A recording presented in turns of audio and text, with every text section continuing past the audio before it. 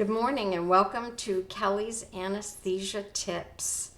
This morning I have some information to share and some reminders about ways that you can find information for you as an anesthesia coder or just someone who wants to learn more about anesthesia coding. So let's start with a shared resource. This is from an anonymous anesthesia friend who created this template for an ABN, Advanced Beneficiary Notice. You may be familiar with those through Medicare because Medicare has a standard form. You must use the most up-to-date one for Medicare. I'm not sharing that here because that's very well recognized. What's more controversial is what do you do for private pay or commercial? What comes to mind for me are anesthesia services that might not require anesthesia, but someone wants to have it. Recently, I shared a link for anesthesia for tattoos, which is kind of like an in vogue new thing. And if you're going to be providing this type of service, I think it would be helpful to get an ABN signed in advance and completely, because that is the only thing that makes it valid for you. So let's look at this real quick. Oh, and I want to mention what maybe the controversy is. The controversy is I have heard over and over and over again that you cannot use a Medicare ABN for your commercial or self-pay, private pay, or other types of insurance, which may be true, but I didn't see any issues with creating your own based on the template. So this anesthesia friend kindly shared it. I'll kind of just scroll down it for you because, as I said, all of this has to be completed in advance. So we're going to have the patient's name.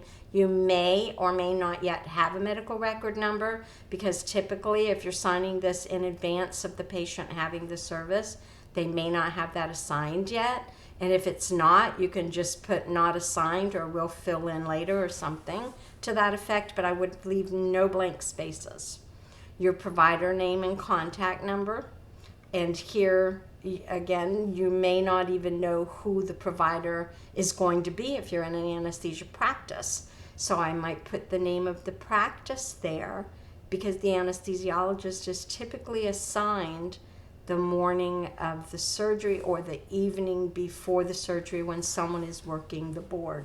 That's how that works. I think it's more computerized now, but it used to be literally just like a whiteboard in the OR that they used markers to create who was going to do what the next day or the morning of.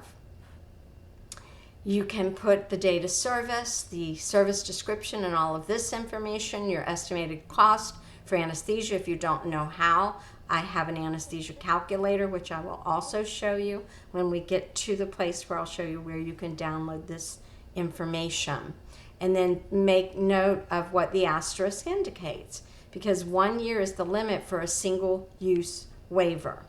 So if it goes beyond that, you have to have the patient sign a new one. And then, as I said, they're going to have to choose one of these options. There are 3. And then sign, or if it's, I just recently saw something about minors having some procedures done that normally, 18-year-olds would wait to do. So if it's someone like that and it's a parent or guardian acting on the patient's behalf, you can go ahead and have them do that and then sign it. And as I said, it's not valid unless completed and signed before anesthesia services are rendered. So I will thank my anonymous friend for sharing that. And then I want to move on to our other topics of the day, which are going to be, it was an FAAA friend who shared that. So I'm going to remind you that there used to be a lot of these state associations. We are so dwindled down now, show you in a minute, but Florida is still active. We had a meeting in June. We try to do quarterly lunch and learns. There are some freebies out there, so I'm going to plug Pam Stouffer right now for doing her monthly with anesthesia coders. And to get on her list, you just email her. And if you're not on the Anesthesia Billing and Coding Facebook, I've given multiple YouTubes sharing that resource as well. And this one as well. So these are basically just reminders. All right, so the FAAA, there's Contact Us, our upcoming events. We are still planning the lunch and learns, but we have some exciting ones coming up. At least I'm excited for them.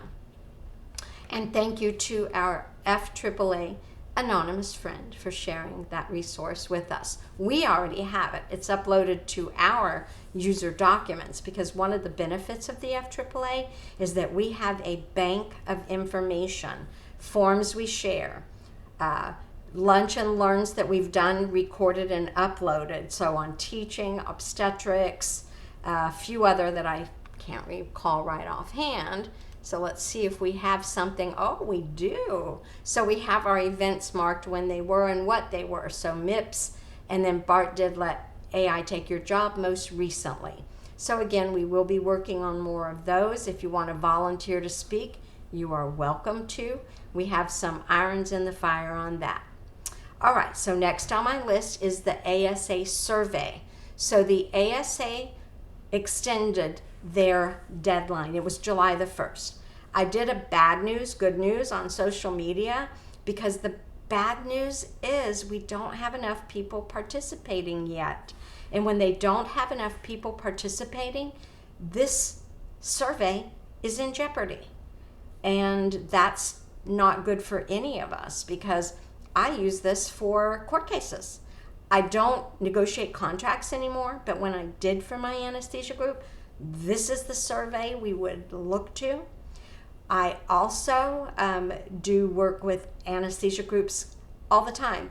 That pretty much, it's 100% of my business now. I used to have like 1% helping local doctors in the area with things like HIPAA and compliance and accounts receivable and Medicaid issues like that, but I've simply had no time for that.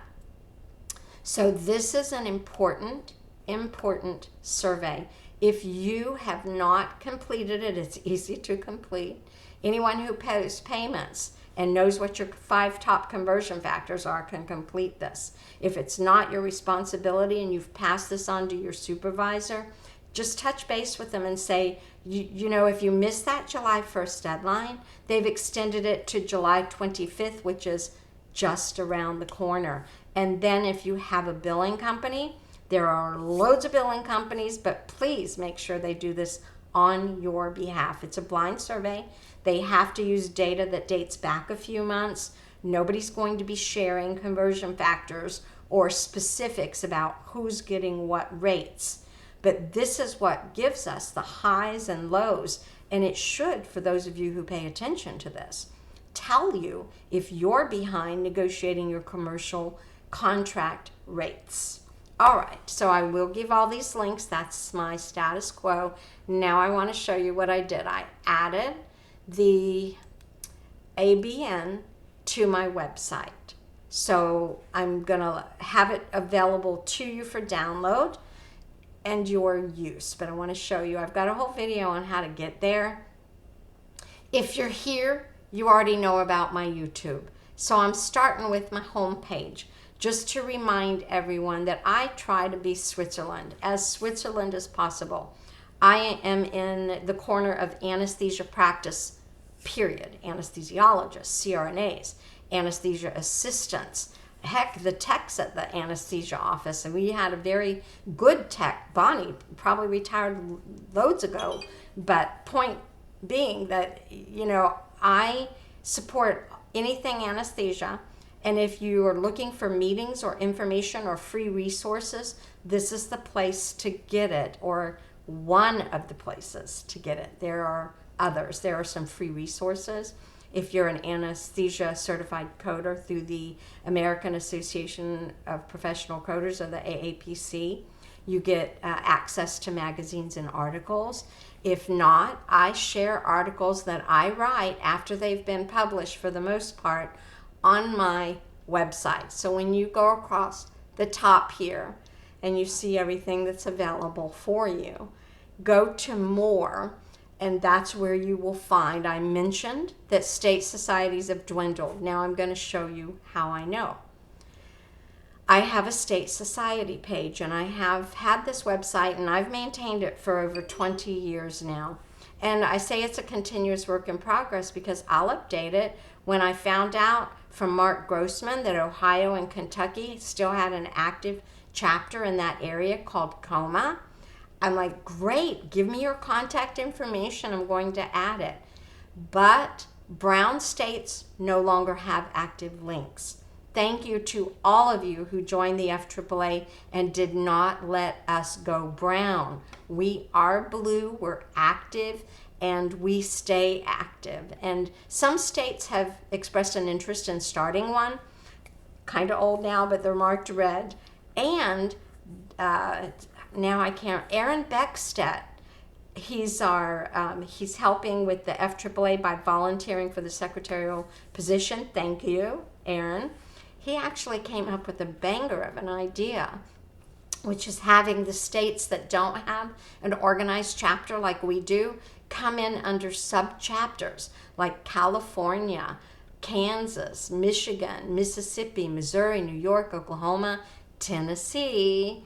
I know we have lots of friends in Tennessee, but coming in under that and having some sort of a organization, we keep our Florida name because we have been associated with the Florida Society of Anesthesiologists for over 20 years, and we don't want to lose that.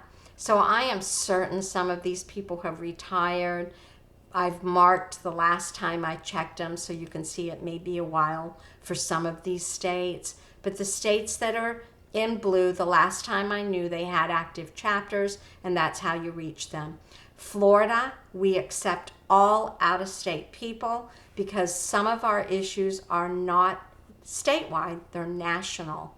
And so we welcome anybody who wants to join. I shared that, and I'll share it again in the comments. All right, so let's get to the rest of this where I'll show you how to get to it. A little bit tricky. I mentioned the articles that I share. These are just articles that I've written. And so I maintain my ability to share them after they've been published. And I'll give links to them if they're available.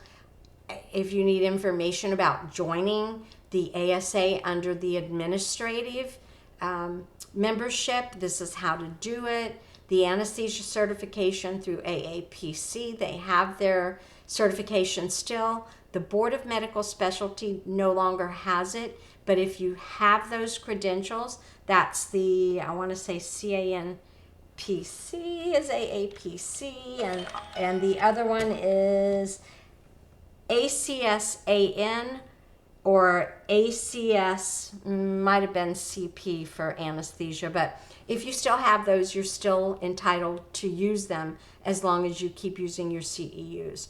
If you want to be an auditor or you are an auditor, the AHCAE information page is for them. Their meeting is coming up in just a couple of weeks, August, the first part of August, and they are virtual this year. I used to go to Denver to attend this meeting, so I'll miss seeing my Denver friends who have retired. Hello, Marvel Hammer and Karen Bierstein, but I touch base with them anytime I'm in the great state of Colorado. All right, your anesthesia resources. Many of them are Florida, but you can find your own very easy. Oh, nope, that's going to be under the state links here, state links here.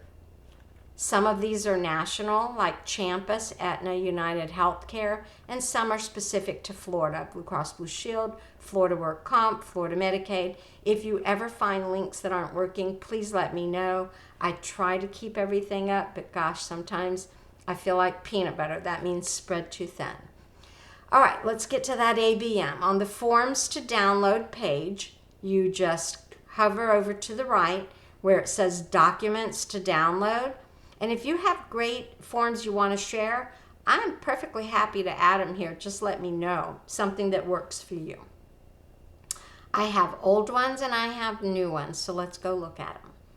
Because I do it alphabetically, that ABN brand new one as of today is top of the list for commercial or private pay use. Your anatomical chart is 5 years old. I mentioned the anesthesia estimate calculator. This does it two ways because you may not know this, but East Coast people sometimes calculate in 10-minute units.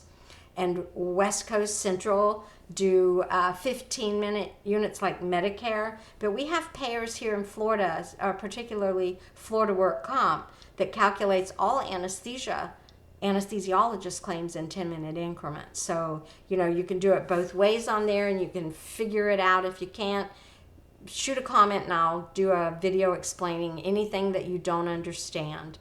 I believe that the state of Florida still requires that this protocol is maintained, but you no longer have to file it with the Board of Nursing. So I have some of those protocol examples on my website from when our anesthesia group had them filed with the Board of Nursing every year. The audit template, I use this for internal audits and external audits. It's old. I've updated it over the years to match whatever my clients need. You're welcome to edit it to fit your practice needs. I've done a whole video on why I cannot recommend one billing company, but their alphabetical order on my website. Do your own due diligence. There's a list of questions to ask them. And I'm not going to go through every single one of these, but they're in alphabetical order. We've had people share things before. Thank you, Julie.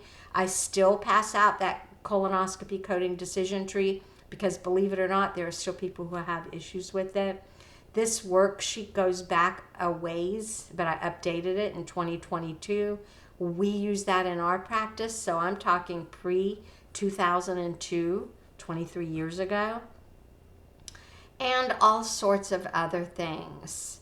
If you find it helpful, fantastic. If you share something, for my anonymous friend, thank you. I credit the author if the author chooses to be credited. All right, guys, that's it for today. I will end with a very large, because I couldn't figure out how to get it smaller. I'll tell you what the bottom says, support anesthesia meetings. So be kind to one another and generous with your knowledge. Thank you all. Have a wonderful rest of your week.